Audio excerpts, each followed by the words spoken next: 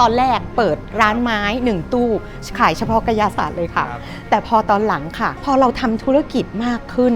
เราก็ไม่ได้ทำสินค้าตัวเดียวร้านเราก็เริ่มเล็กไปแล้วค่ะรื้อเรือนไม้ค่ะสร้างเป็นตึกขึ้นมาแต่ในที่เดิมเลยค่ะอยากจะบอกว่าถ้าย้อนไปตอนนั้นนะคะไม่ได้อยากรับเราไม่ได้คิดว่าร้านนี้เป็นชื่อของเราแล้วเราต้องทำคือนึกออกไหมแบบวันธรรมดาเราก็ต้องช่วยทำเสาร์อาทิตย์เราก็ต้องช่วยขายเราไปไหนไม่ได้เลยเรารู้สึกว่ามันแบบไม่ได้อยากทำอ่ะแต่จุดเปลี่ยนที่สำคัญที่สุดอะค่ะก็คือโควิดเนาะพี่คิดว่าพี่จะเลิกละต้องขอบคุณคุณแม่มากๆค่ะณจุดนั้นนะคะมันยังทำให้มีรินขนมไทยอยู่จนถึงวันนี้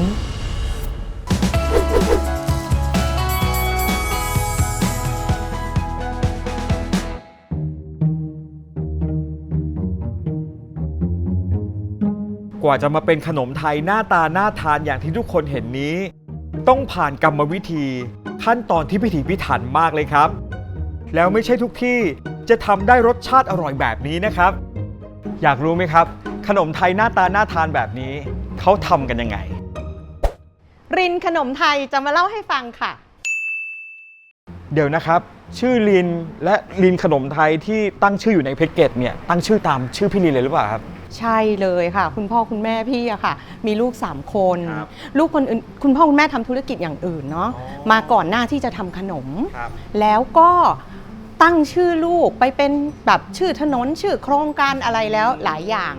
ทั้ง2คนเหลือลูกคนนี้แหละ ที่ยังไม่มีชื่อที่ไหนเลยแล้วคุณพ่อคุณแม่ก็เริ่มต้นทำธุรกิจผลิตขนมไทยทำขนมกระยาศาสตร์ค่ะตั้งแต่2517ก็เลยเอาชื่อพี่อะค่ะไปตั้งเป็นชื่อร้านคือตัวนี้เลยใช่ไหมครับใช่เลยค่ะโอ้หน้าตาน่าทานมากครับแล้วคุณพ่อก็เลยบอกว่าถ้างั้นเอาชื่อรินแล้วกันเพราะรินเรียกง่ายจำง่ายความหมายดีแล้วก็ฟังแล้วเย็นดีเหมือนรินน้ำอะไรประมาณนี้ค่ะแล้วอย่างนี้ในช่วงแรกที่ทำเนี่ยก่อตั้งที่นี่เลยไหมครับหรือว่าก่อตั้งมาจากที่อื่นโอ้ใช่พี่อยู่ตรงนี้มาตั้งแต่2517มีเปิดสาขาเพิ่มแต่ว่าโรงงานยังอยู่ที่เดิมร้านยังอยู่ที่เดิมรูปลักษณ์อาจจะเปลี่ยนไปแต่อยู่ที่เดิมเมื่อก่อนตัวร้านจะเล็กๆกว่านี้แล้วก็เป็นเรือนไม้มีตู้กระจกเมื่อก่อนเนอะขายของต้องขายในตู้กระจกมี1 ตู้เท่านั้นเลยค่ะแล้วมันก็มีเรื่องราวค่ะคุณแม่ไปธุระกับคุณพ่อกลับมาเด็กที่ร้านบอกว่ากระยาศาสตร์อ่ะขายหมดแล้วแม่บอกว่าไม่เชื่อเธอโกหกฉันแน่ๆเพราะว่าคุณแม่ค่ะเตรียมขายเอาไว้สำหรับ1 สัปดาห์1 อาทิตย์ก็คือทั้งหมดที่เตรียมมาคือไว้ขาย1 อาทิตย์แต่ปรากฏว่าแป๊บเดียวขายวันนั้นขายหมดคุณพ่อคุณแม่ก็ไม่อยู่ค้นหาคำตอบมีคนบอกว่าอ้าวเธอไม่รู้เหรอกายาศาสตร์เธอได้รับเชลชวนชิมเขียนลงนิตยสารฟ้าเมืองไทยตั้งแต่นั้นนะคะ2521การเชลชวนชิมอะค่ะคนจะตามค่ะตามไปซื้อของสิ่งนั้นสมัยก่อนนะคะทีวีไม่ค่อยมีคนก็อ่านหนังสือก็นิตยสารนี่แหละค่ะที่เป็นที่รู้จักแล้วพี่มารับช่วงต่อได้ยังไงครับอยากจะบอกว่าถ้าย้อนไปตอนนั้นนะคะไม่ได้อยากรับเราไม่ได้คิดว่าร้านนี้เป็นชื่อของเราแล้วเราต้องทำเราหนีค่ะคือนึกออกไหมแบบวันธรรมดาเราก็ต้องช่วยทำเสาร์อาทิตย์เราก็ต้องช่วยขายเราไปไหนไม่ได้เลยเรารู้สึกว่ามันแบบไม่ได้อยากทำอ่ะพี่ก็หนีจริงๆพี่ไปทำงานข้างนอก6 ปีพี่ลินครับพี่ลินคิดว่าลินขนมไทยเนี่ยมีความแตกต่างจากที่อื่นยังไงบ้างครับสำหรับพี่นะคะพี่คงคุณภาพที่คุณพ่อคุณแม่บอกว่าวัตถุดิบนี้ดีพี่จะไม่เปลี่ยนถึงแม้ราคามันจะสูงพี่ก็ต้องคงไว้แล้วกรรมวิธีการผลิตของเราค่ะต้องสดใหม่พี่ทำกะทิเองแล้วทำสดวันต่อวันแล้วพี่ก็ใช้คนค่ะในการทำเพราะพี่เชื่อว่าจิตวิญญาณความใส่ใจ ใส่ลงไปในขนมด้วยค่ะ แสดงว่าขั้นตอนทุกอย่างของการทำขนมของลินขนมไทย ยังคงรักษาความเป็นต้นฉบับความเป็นไทยอยู่ตั้งแต่ดั้งเดิมเลย ใช่ ถูกต้อง เล ไหม ย ครั ค่ะ บ พี่เชื่อว่าถ้าคุณได้ทานกะยาศาสตร์เมื่อ 50 ปีที่แล้ว กับคุณได้ทานกะยาศาสตร์นะวันนี้คุณจะบอกว่ามันเหมือนเดิมมันไม่เปลี่ยน พี่โปรยมาขนาดนี้ ผมอยากเห็นขั้นตอนการผลิตแล้วครับพี่ลินพาผมไปดูหน่อยได้ไหมครับ ยังไงดีนะปกติก็ไม่ให้คนเข้าโรงงานนะ แต่พิเศษ โอ้ พิเศษวันนี้ รู้สึกโชคดีมากเลยครับ ค่ะ นำทางผมเลยครับ โอเคค่ะ ไปเลยค่ะ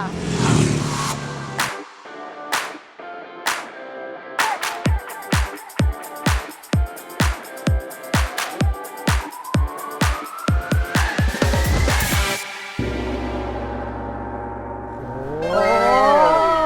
นี่คือขั้นตอนการผลิตเลยใช่ไหมครับ ใช่ค่ะ กำลังทำอะไรอยู่ครับเนี่ย อันนี้ขนมกระยาศาสตร์ค่ะ ขนมที่เป็นขนมชนิดแรกของร้านริน ตอนนี้ที่เห็นนะคะเขากำลังทำกวนน้ำอ้อยกับกะทิค่ะ ครับ น้ำอ้อยรู้จักไหมอ่ะ รู้จักครับ รู้จักแบบไหนแบบขวดใช่ไหม แบบขวด แต่น้ำอ้อยแบบขวดนั้นน่ะกว่าจะมาเป็นน้ำอ้อยที่ใช้ทำอันเนี้ย ครับ ไม่ใช่เรื่องง่ายนะคะ ต้องเอาน้ำข้ออ้อยอะค่ะ7 ขวดเคี่ยวก่อนให้เหลือ 1 ขวด ครับ แล้วก็กะทิค่ะที่เราเคี่ยวกับน้ำอ้อยเนี้ยเราต้องใช้กะทิสดเท่านั้น คั้นสดในวันที่เราทำค่ะ ครับ จะไม่มีทิ้งค้าง ขนลุกมากเลยครับ เพราะว่า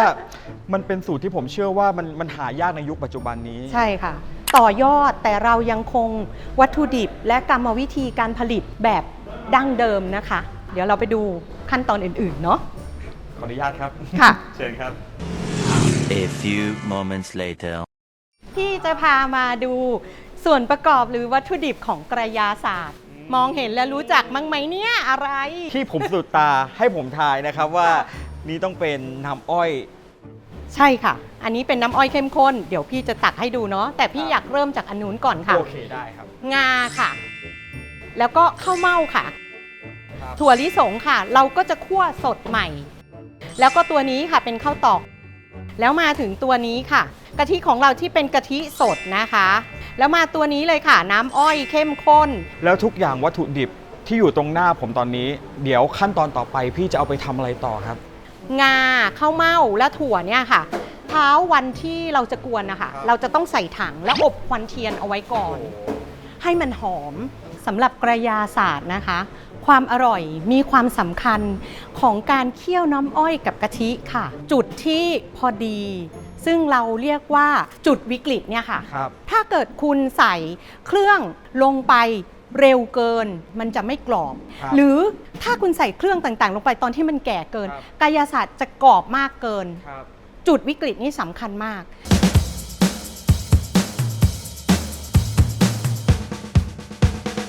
สองอย่างนี้เคี่ยวได้ที่เท3 อย่างนั้นลงไปคลุกผสม ครับ คลุกผสมเสร็จเขาจะเอามาตรงบริเวณที่เรียกว่าแต่งหน้าเราจะเรียกว่าแต่งหน้าเนาะ อ่า เกลี่ยให้มันสวยงาม ขนมที่เราชั่งน้ำหนักแล้ว ไม่ใช่ว่าเราจะไปใส่ถาดไหนก็ได้นะคะ ตรงนี้ค่ะรินได้อาศัยความรู้ จากการที่ไปดูงานโรงงานนำโดยกรมส่งเสริมอุตสาหกรรมค่ะ ครับ พาไปดูค่ะทำให้รินมาเกิดไอเดียในการแยกสีถาด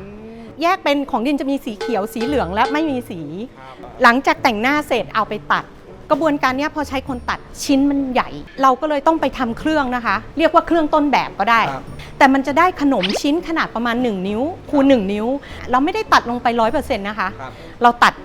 70%เพื่อให้ขนมยังคงเป็นแผ่น แต่ลูกค้าบีง่ายทานง่าย แล้วผมเห็นขนมของพี่เนี่ยใช้เป็นอะไรโรยหน้าครับ หลังจากแต่งหน้าเสร็จแล้วครับ มันคือถั่วลิสงซอย ใช่เหรอครับพี่ ซอยบนนิ้วมือนะคะ เราเชื่อว่ามีเราเจ้าเดียวเลยอะค่ะ ในประเทศไทย เพราะว่ามันเป็นงานละเอียดละออมากๆค่ะ ตัดเป็นชิ้นแล้วเรียบร้อย ค่ะ ทำอะไรต่อครับ ตัดเป็นชิ้นเรียบร้อยโรย เรียกว่าโรย ครับ หน้าเรียบร้อยแล้วก็บรรจุใส่ถุงค่ะ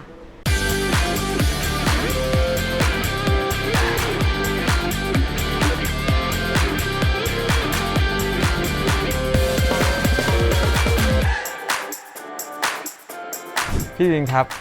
การรับช่วงต่อธุรกิจจากคุณแม่ผมว่าเป็นเรื่องที่ท้าทายมากๆ แล้วทำไมพี่รินถึงตัดสินใจทำครับ เหมือนเรียกว่าภาษาไทยก็โชคชะตา หรือ Destiny เนาะมันถูกวางเป็นชื่อเราตั้งแต่เราเกิด แต่เราหนีแล้วพี่บอกแล้วพี่ไปทำงานข้างนอก6 ปี แต่ในช่วง2 ปีหลังค่ะ เป็นช่วงที่พี่ต้องมาทำงานอยู่ใกล้บ้าน แล้วก็มาพักที่บ้าน แล้วก็เดินทางไปทำงาน เราก็รู้สึกว่าโหพ่อแม่เราทำงานหนักเนาะไม่มีคนช่วยเลย แล้วก็เลยตัดสินใจค่ะ ออกจากงานแล้วก็กลับเข้ามาช่วย แล้วมีแนวคิดในการทำธุรกิจยังไงครับ พ่อแม่เราทำมาตั้งแต่ธุรกิจเล็กๆ เติบโตมาเรื่อยๆ ก็ไม่ได้ใช้อาศัยหลักการอะไรมากนัก ตอนแรกเข้ามานะคะพี่เข้ามาทำอยู่ในส่วนของบัญชีก่อน ยังไม่ได้ทำแบบดูแลทุกอย่าง ตอนนั้นยังมีพี่น้องคนอื่น ช่วยดูแลธุรกิจอยู่ด้วย เราก็เหมือนมายืนอยู่ในจุดที่ต้องดูทุกอย่างนับตั้งแต่พี่เข้ามาทำธุรกิจอะค่ะมันก็เป็นการเรียนรู้ และเราก็เริ่มแบบใส่ใจเข้าไปกับทุกอย่าง พอเราไปลงตรงไหนเราใส่ใจอะค่ะเราก็ได้รายละเอียดและความรู้ที่เพิ่มขึ้นด้วยค่ะ แต่ก็ยังมีคุณแม่ที่คอยให้คำปรึกษาอยู่ ใช่ค่ะคุณแม่นอกจากจะให้คำปรึกษาคุณแม่ก็เป็นกำลังใจ คุณแม่ก็แบบว่าเป็นทุกอย่างค่ะเป็นผู้ก่อตั้งนะทำให้เราภาคภูมิใจด้วย ธุรกิจของพี่รินเจอจุดเปลี่ยนอะไรไหมครับ อย่างจุดที่พี่เริ่มเข้ามารับ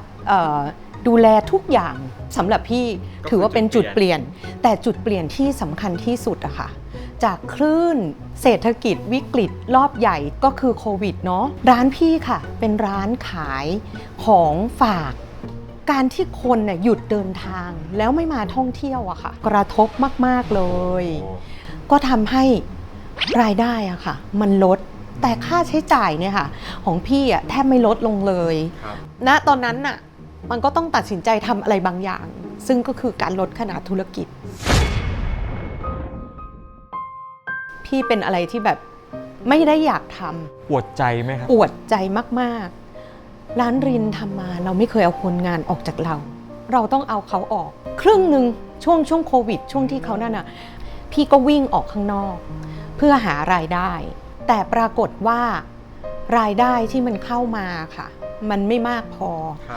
กับค่าใช้จ่ายที่อยู่ข้างหลังแล้วจากการที่พี่ลดขนาดธุรกิจส่งผลอะไรให้กับธุรกิจพี่ในขณะนี้บ้างครับ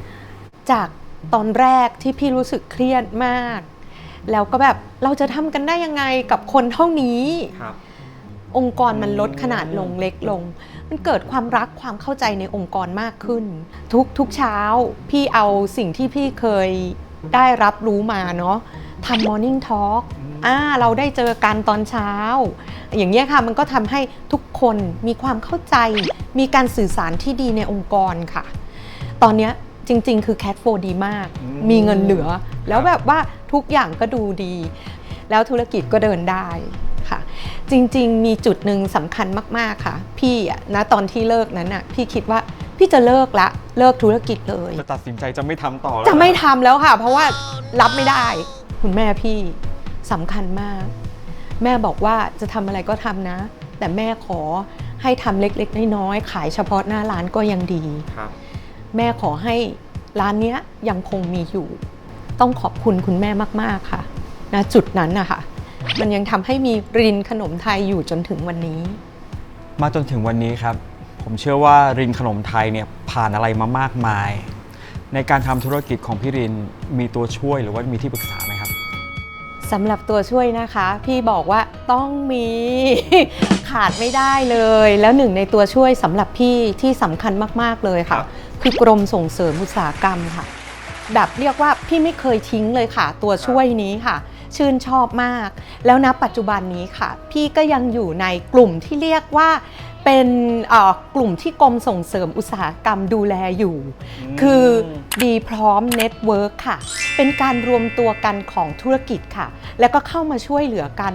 มันมีประโยชน์มากๆเลยค่ะเราได้ไปดูโรงงานของเพื่อนแล้วเพื่อนคือเพื่อนค่ะเขาเปิดเผยมันดีมากๆเลยค่ะพี่รินครับพี่วางเป้าหมายในอนาคตของรินขนมไทยไว้ว่ายังไงครับจากการที่เราลดขนาดธุรกิจลงมาแล้วนะคะเราไม่ได้คิดจะ